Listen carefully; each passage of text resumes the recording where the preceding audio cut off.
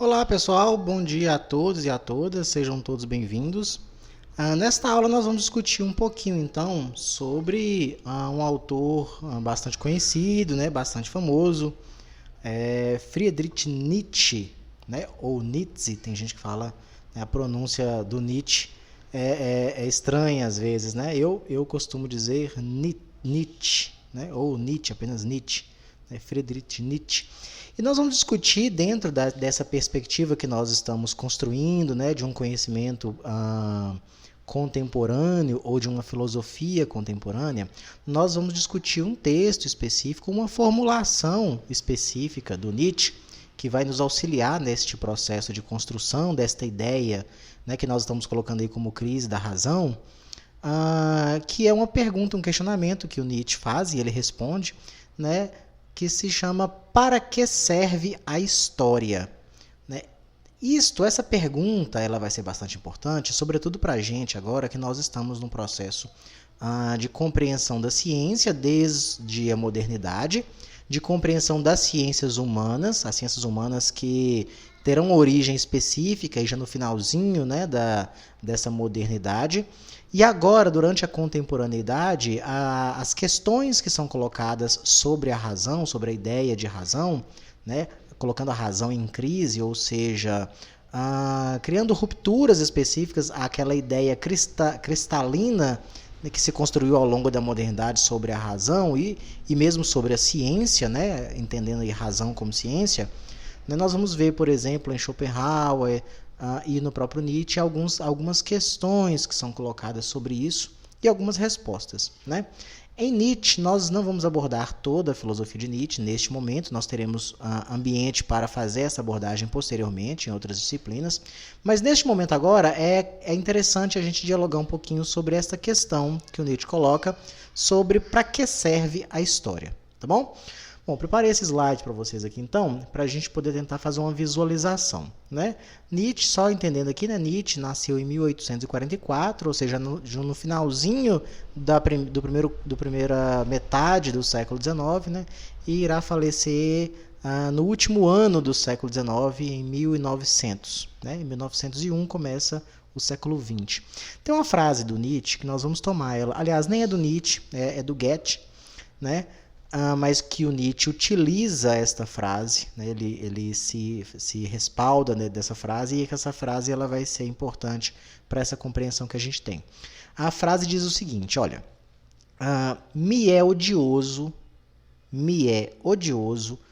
tudo o que simplesmente me instrui sem aumentar ou imediatamente vivificar a minha atividade. Me é odioso tudo o que simplesmente me instrui. Me é odioso tudo o que simplesmente me instrui, sem aumentar ou imediatamente vivificar a minha atividade. Esta frase ela é importante porque existe uma discussão no Nietzsche que nós também não iremos aprofundar lá agora, tem momento específico para a gente poder aprofundar porque é um pouco complexo.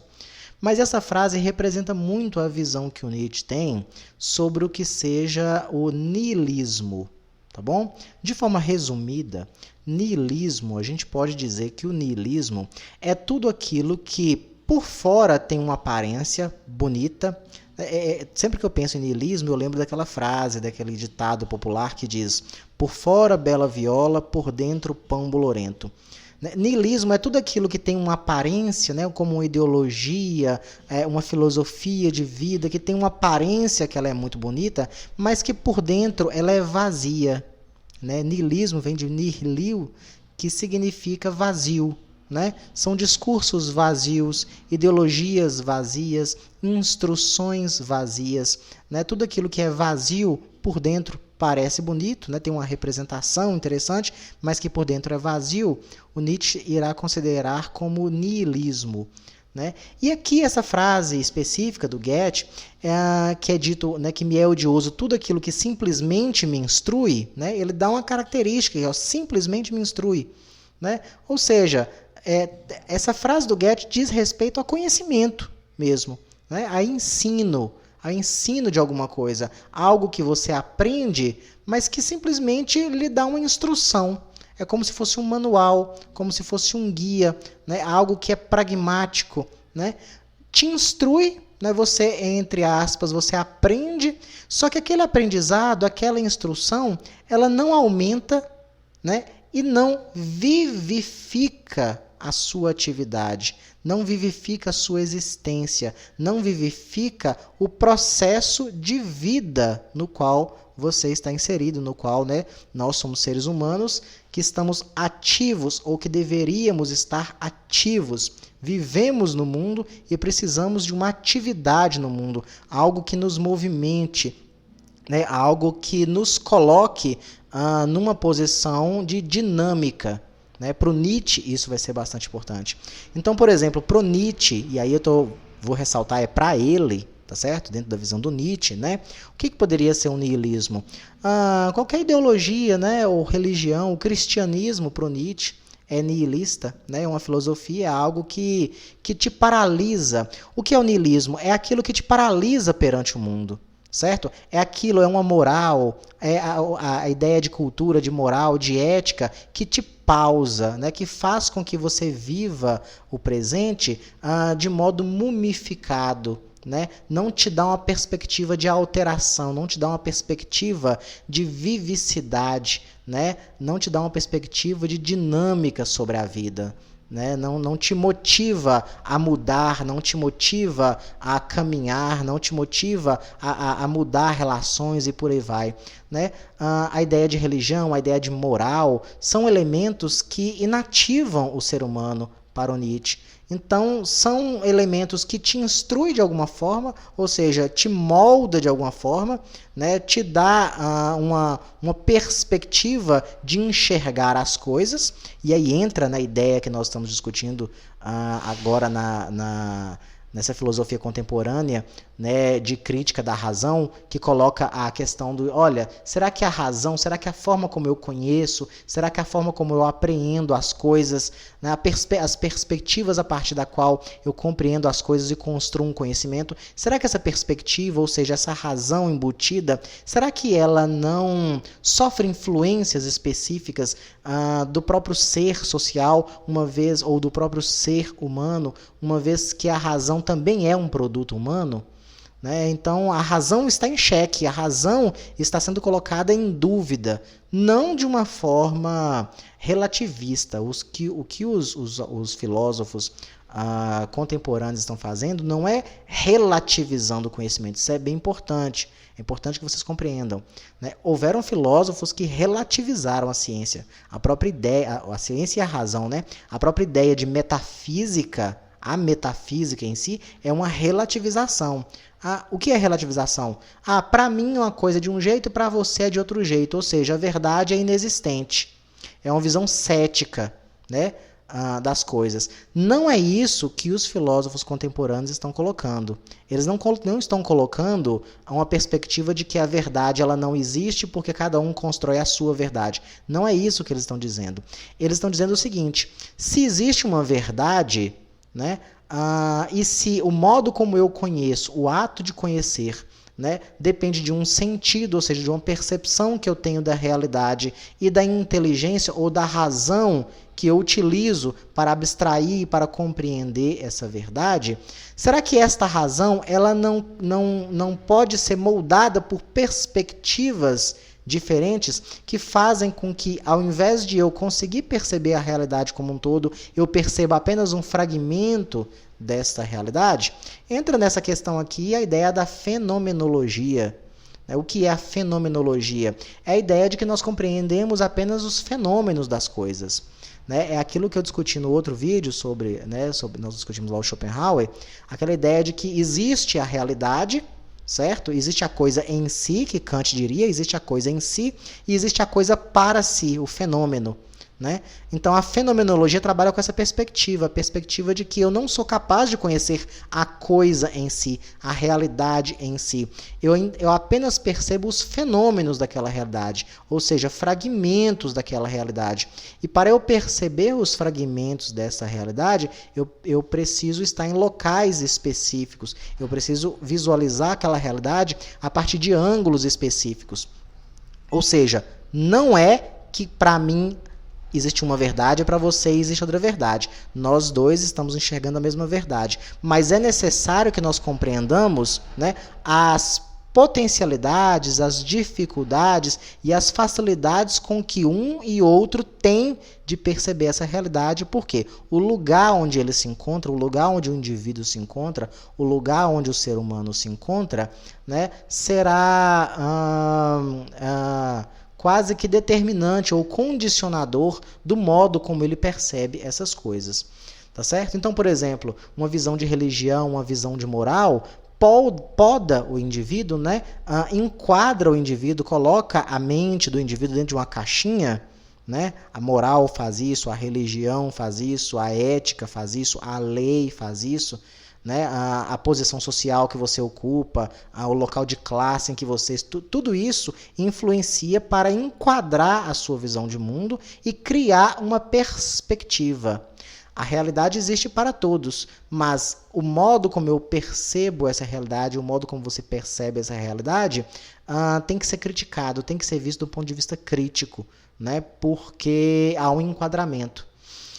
Bom, dentro dessa visão, a discussão que o Nietzsche faz sobre a história, ela vai ser importante para a gente, porque se a gente for parar para pensar, o que é a história, né? A história ela é algo que o Nietzsche... Primeira coisa que o Nietzsche faz é uma pergunta, né? Será que a história ela é importante?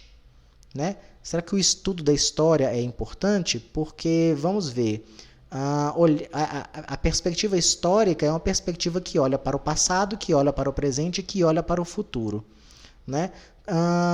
Dentro dessa perspectiva de que você olha para o passado, o modo como você olha para o passado poderá guiar, né, ou criar uma perspectiva a partir da qual você olha para o futuro. Né? E aí ele vai dizer o seguinte, ele vai concordar que a história, o estudo da história é importante sim, mas ele vai ressaltar que existem 3 tipos de história e é necessário que nós compreendamos esses 3 tipos para perceber se o estudo da história, se a história ela tem uma serventia, né, no caso aqui da frase do Goethe, né, que aumenta ou imediatamente vivifica a atividade do indivíduo, ou se ela pode ter um efeito contrário. Né? Vamos tentar compreender isso aqui. O Nietzsche vai falar que existem 3 tipos de história. Ele vai falar que existe a história chamada monumental, a história antiquária e a história crítica. Para cada um desses 3 tipos de história, o Nietzsche vai formular 2 elementos, um elemento positivo e um elemento negativo. Como assim? Por exemplo, vamos tentar entender o que é a história monumental em Nietzsche. Né? A história monumental de Nietzsche, em Nietzsche, diz respeito aos grandes feitos da história. Né? Grandes homens e mulheres, grandes eventos, né? Grandes fenômenos da história que marcaram a época, que são traços específicos de uma época, né? Que nós transformamos essa história em um monumento. Né? Então, por exemplo, a Revolução Francesa, a Revolução Inglesa, né? Existe uma história do ponto de vista monumental. Né? Nós quase que materializamos essa história. No caso do Brasil, aqui temos a descoberta, né, das terras brasileiras lá pelos portugueses. Nós temos a Princesa Isabel, nós temos a Pedro Álvares Cabral, Dom Pedro I. Né? São figuras monumentais. A capital do Rio de Janeiro como a capital do Brasil, e eventos específicos que nós monumentalizamos. Né? É importante o monumento histórico, é algo importante, mas veja bem, quando nós olhamos para esses monumentos, nós criamos esse monumento, né? Significamos ele. Alguns a gente deixa passar, a gente não dá importância. Quando nós pegamos a história, o passado, e nós monumentalizamos o passado, existem 2 perspectivas que a gente pode fazer. Se eu olhar para esses monumentos e olhar os exemplos grandiosos desses eventos, e eu conseguir tirar coisas positivas disso, de modo a vivificar minha atividade, ou seja, olha, fulano de tal fez uma coisa que foi fenomenal. Temos lá, por exemplo, o Nelson Mandela, na África do Sul, foi um grande homem, né, que lutou contra o apartheid lá na África. Ou seja, é um exemplo que me anima, né, para que eu agora no presente eu tenha atitudes grandiosas também.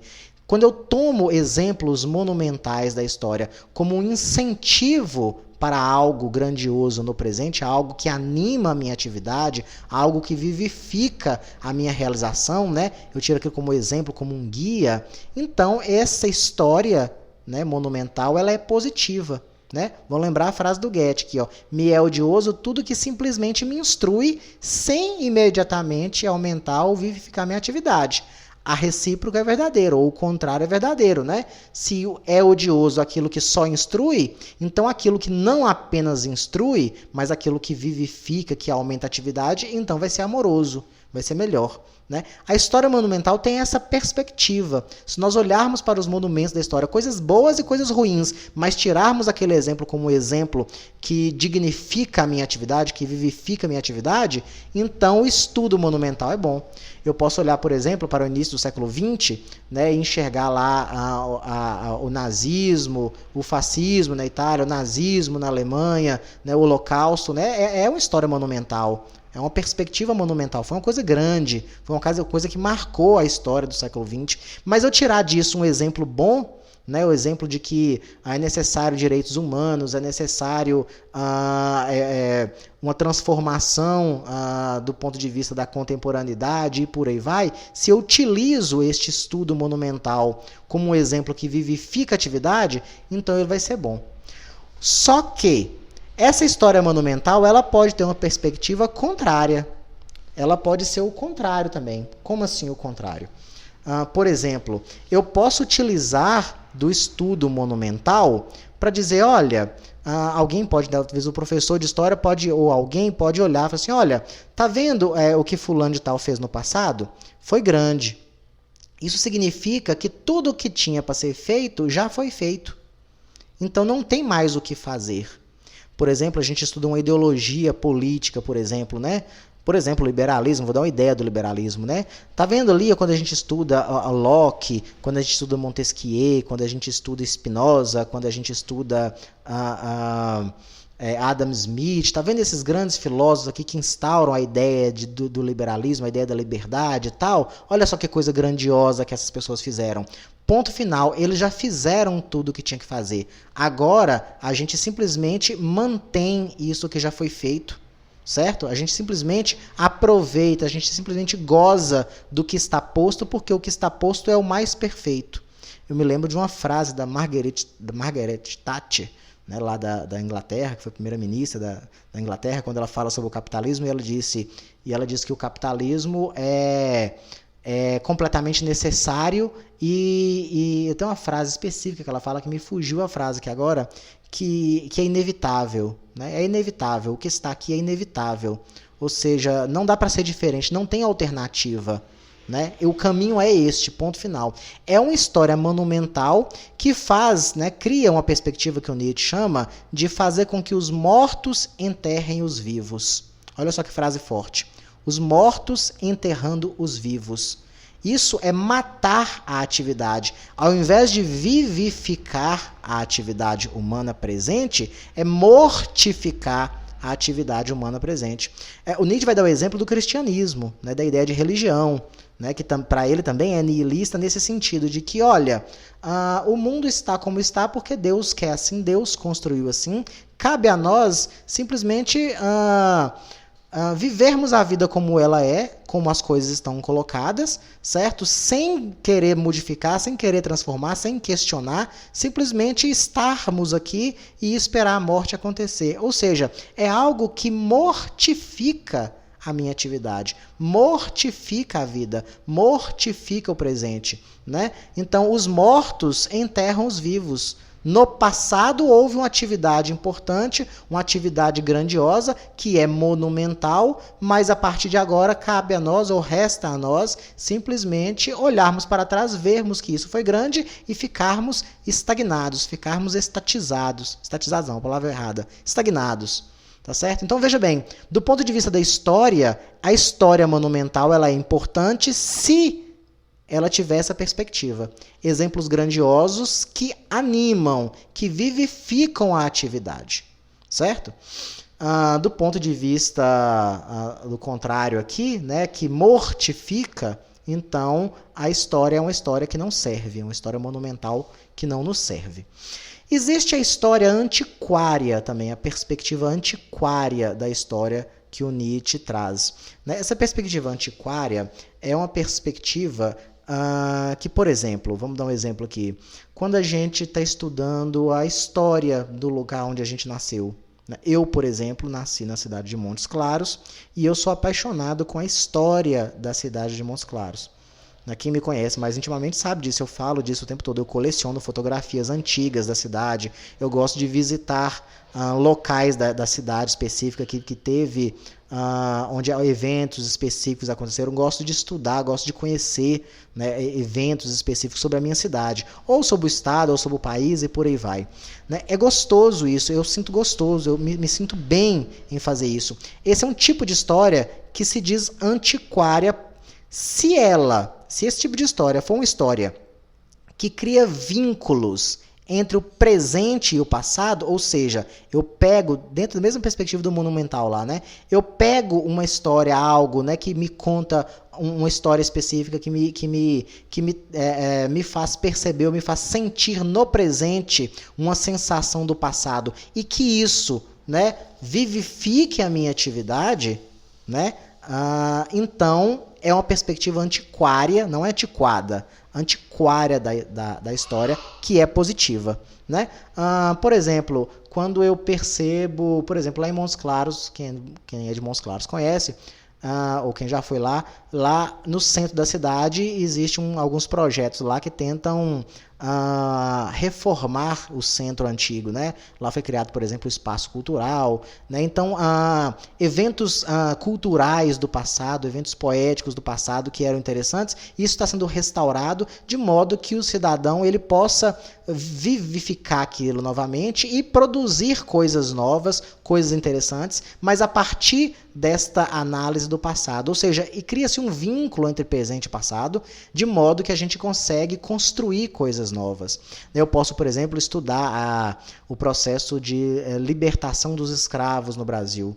Né? Então, eu entender o processo como foi construído a escravidão no Brasil, o processo como foi desconstruída a escravidão no Brasil, e eu entender essa perspectiva com uma leitura no presente, ou seja, eu faço uma ponte entre o passado, entre eventos que aconteceram no passado, com eventos que estão acontecendo no presente, eu utilizo o passado para compreender o presente, e a partir do presente eu criar uma nova perspectiva, né? Então, esta é uma perspectiva da história que o Nietzsche vai chamar de antiquária, que ela é interessante, que ela é positiva.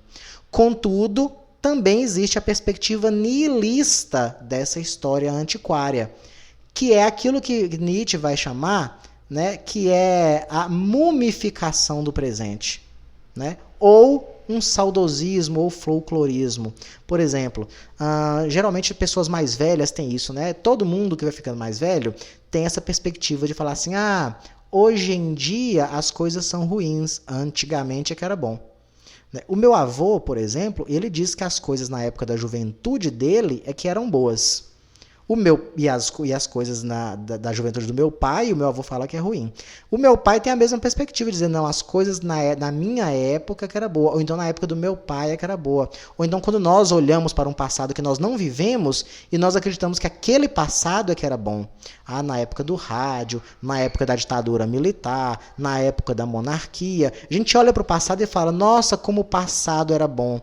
E o presente, nós vamos mumificá-lo, nós não vamos vivê-lo, porque o presente é ruim, o presente ele é profano, o presente não compensa ser vivido o presente. E nós ficamos naquela ideia saudosista ou folclorista de dizer que o passado é que era bom. Veja, Nietzsche não é contra a análise do passado, ele está falando da perspectiva histórica monumental, que ela é importante tomar os grandes exemplos, antiquária, onde eu crio um vínculo entre presente e passado, é importante. Mas quando você mata o presente para viver apenas o passado, ou para viver uma saudade do passado, caímos nessa frase aqui do Goethe mais uma vez. Me é odioso tudo aquilo que simplesmente me instrui, sem aumentar ou imediatamente vivificar a minha atividade. Nós temos, por exemplo, historiadores que são chamados de folcloristas. Os próprios historiadores chamam esses historiadores de folcloristas ou saudosistas, né?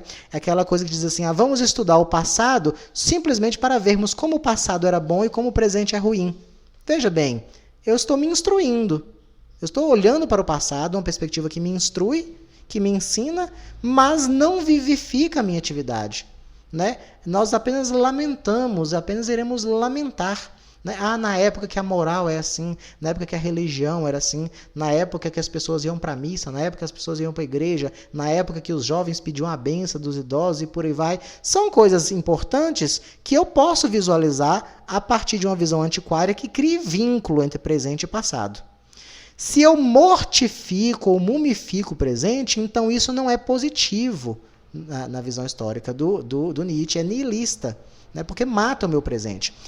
A mesma coisa vai acontecer numa visão reacionária, a visão que eu, de certa forma, eu vivifico, entre aspas, a minha atividade, mas eu não estou vivificando o presente, porque eu fico querendo voltar ao passado.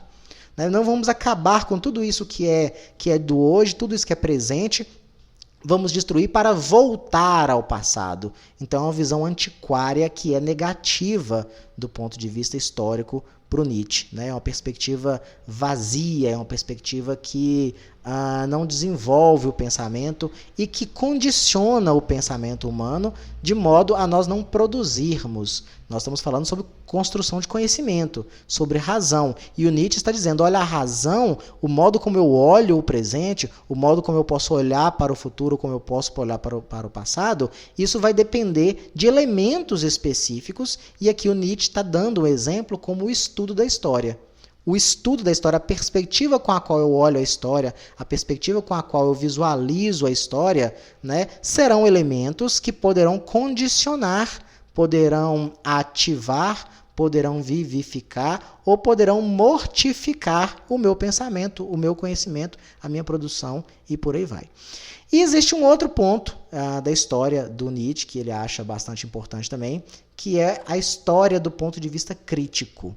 Certo? Inclusive, Nietzsche vai ser chamado de criticista, uma filosofia crítica, que é importante dentro do pensamento do Nietzsche. Mas mesmo dentro do criticismo, Nietzsche vai formular duas ideias. Uma ideia que ela é positiva, porque vivifica a atividade humana, e outra ideia que é nihilista, segundo ele. Né? Quando eu observo o passado, né, eu observo o presente, eu observo o futuro de um ponto de vista crítico, de modo que eu analiso o passado, de modo a construir um novo presente e um novo futuro. É você olhar para o passado, entender os elementos, podem ser monumentais, podem ser antiquários, mas principalmente de um ponto de vista crítico reflexivo. Né? Então, por exemplo, eu posso olhar para a história da escravidão do Brasil, eu posso analisar, por exemplo, a história da Lei Áurea, né? A lei que foi assinada lá no dia 13 de março pela princesa Isabel, que põe fim na escravidão formal no Brasil, na escravidão formal. Né? Eu não posso observar, para o Nietzsche, a história crítica ela é a mais importante de todas, eu não posso observar essa história apenas do ponto de vista monumental. Né? A princesa Isabel foi uma grande mulher, certo? Mas tudo o que ela fez, então, já foi feito. Ou seja, não tenho que discutir mais sobre o racismo do Brasil, porque nós tínhamos o racismo, ele era violento durante a escravidão, foi ruim, mas nós tivemos aí um evento específico que foi a Lei Áurea. Né? Então vamos dar graças a Deus e graças à princesa Isabel, que acabou e não tudo o que podia ser feito já foi feito. A partir de agora, bola para frente. Né? Vamos parar de olhar para o passado. Essa é uma visão monumental. Né?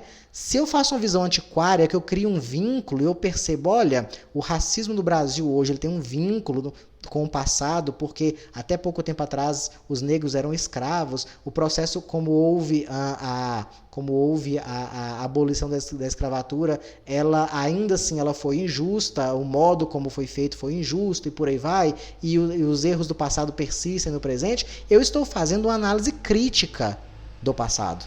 Certo? Eu percebo os eventos, eu faço uma ponte entre presente e passado, mas principalmente eu faço uma crítica, né? Que é onde houve erros, onde houve acertos, o que poderia ser feito, dentro da perspectiva do que foi feito, o que pode ser modificado, o que pode ser corrigido, o que tende a ser corrigido, o que tende... Né? Isso vivifica a atividade. Eu me coloco como uma pessoa no presente que está disposto a fazer coisas grandes agora. Não a partir do nada, não a partir do zero. a partir da história, observando a história, entendendo, aprendendo com a história, aprendendo com o passado, criticando o presente, certo? E tendo uma perspectiva de futuro na qual eu me movimento, eu vou atrás de um processo de construção de um novo futuro. Então, esse é o ponto positivo daquilo que Nietzsche chama de história crítica. Contudo, existe também o resmungão inativo, né? O Nietzsche não usa esse termo aqui, quem está usando esse termo sou eu, tá bom? O resmungão inativo, que é o quê? É aquela pessoa que ela olha para o passado de modo crítico, ela critica, mas ela também não tira nada de proveito para e agora. E tudo bem, então o que vamos fazer? O que podemos fazer? Eu posso olhar para a história do racismo no Brasil e dizer, olha, o Brasil foi racista, o que se construiu foi racista. Olhando do passado para o presente, vemos que o mundo ainda é racista, o Brasil é racista. Né? Então eu reclamo, eu olho para trás e critico, eu critico o presente, eu critico a política que está sendo construída, eu critico o pensamento de um amigo meu, de um conhecido meu que é racista, eu critico. Mas e aí, qual que é a perspectiva, então, de construção de um novo futuro? Qual que é o engajamento? Como que esta minha crítica está vivificando a minha atividade? Se ela estiver for vazia, se ela criar uma inatividade, então esta crítica para o Nietzsche ela é nihilista. É uma crítica vazia. É uma crítica que não nos serve. Não serve para nada. Tá certo? Então, isso são pontos de vista importantes dentro da perspectiva de Nietzsche. E como que nós enquadramos o Nietzsche dentro disso que nós estudamos aqui? Como que nós enquadramos o Nietzsche dentro dessa crise da razão que nós estamos construindo aqui na filosofia contemporânea? Veja, o Nietzsche, como um estudioso do indivíduo também, essa perspectiva de que o indivíduo tem razão e que as coletividades também têm razão, ele está dizendo o modo como nós enxergamos as coisas, ou o modo como as coisas nos foram colocadas, de certa forma condiciona a nossa razão, ou seja, condiciona o modo como nós construímos conhecimento. Né? Nós podemos ser dotados de uma razão, mas uma razão morta, uma razão mumificada, né? Ou uma razão que eu acredito que ela é ativa, mas quando eu percebo, quando eu paro para refletir, eu percebo que essa minha razão ela não é ativa, ela é só crítica. Ela apenas critica, ou ela simplesmente é saudosista, ou ela simplesmente faz com que o presente morra. Né? Então eu poderia citar com vocês aqui várias perspectivas de pessoas, de professores, de colegas, de influencer, né? Digital influencers aí, da moda, que tem essas três perspectivas da história aqui. Né? E a gente percebe, então, são conhecimentos que estão sendo construídos. Um digital influencer, por exemplo, ele influencia o modo como nós pensamos, como nós agimos, como nós significamos as coisas, mas o Nietzsche ele pede, né, para que isso aqui seja considerado. Né? O modo como eu estou usando a minha razão, como eu estou condicionando a minha razão. Afinal de contas, a razão não é uma coisa estática. Ela não é externa do indivíduo. O ser humano, que é o único ser que produz razão e que utiliza da razão para produzir outros conhecimentos, ele está embutido numa sociedade, ele está embutido em aspectos que são construídos do ponto de vista cultural, simbólico, significativo, moral e por aí vai, né? E que vai criar perspectivas de olhar o mundo, de olhar o passado, de olhar o presente e por aí vai, né? De construir ideais, de construir ideias, de construir conceitos, né? Só que esses conceitos eles podem ser nihilistas. Eles podem ser vazios. Né? E por ser vazio, eu tenho a impressão de que eu estou construindo um conhecimento, de que eu estou contribuindo de alguma forma com alguma coisa, mas a verdade é que eu estou inativo, né? Que aquilo ali cria uma inatividade. O Nietzsche vai falar também sobre abandono, aquela mesma perspectiva do Schopenhauer, né? De que nós estamos no mundo abandonados, aquela ideia de Deus, né? Nietzsche vai falar, Deus morreu, né? Não é literalmente, né? É a perspectiva de que para Nietzsche o Deus cria, o homem cria Deus, o homem que é o criador de Deus, certo? Só que esse Deus ele é nihilista para Nietzsche, porque nós seres humanos criamos uma coisa que depois nós nos alienamos a ela, né? O Hegel vai falar disso também. E outros autores vão falar disso, contemporâneos vão falar disso também. Nós nos alienamos, nós criamos a figura da religião, a figura de Deus, depois nós nos alienamos porque nós entendemos que Deus é diferente. O Criador se torna criatura, né? Nós que criamos Deus na perspectiva de Nietzsche, tá bom? Nos vemos então como criaturas desse Deus e nós nos dobramos para essa criatura, certo? E nós mortificamos a atividade, mortificamos o presente.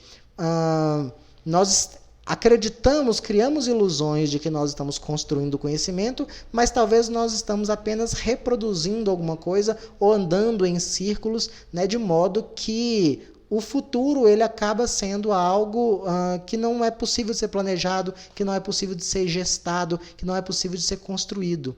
Né? E a perspectiva do Nietzsche é de que o ser humano ele precisa construir o seu futuro, ele precisa se libertar da moral. Para ele, inclusive, ele fala bastante disso, né, da libertação da moral, né, a ideia de imoralidade ou de amoralidade em Nietzsche ela é bastante forte, mas tudo parte dessa perspectiva nihilista, tá certo? E estudar essa perguntinha do Nietzsche, para que serve a história, ela é útil, né, ela é importante para a gente poder compreender a perspectiva de análise do Nietzsche.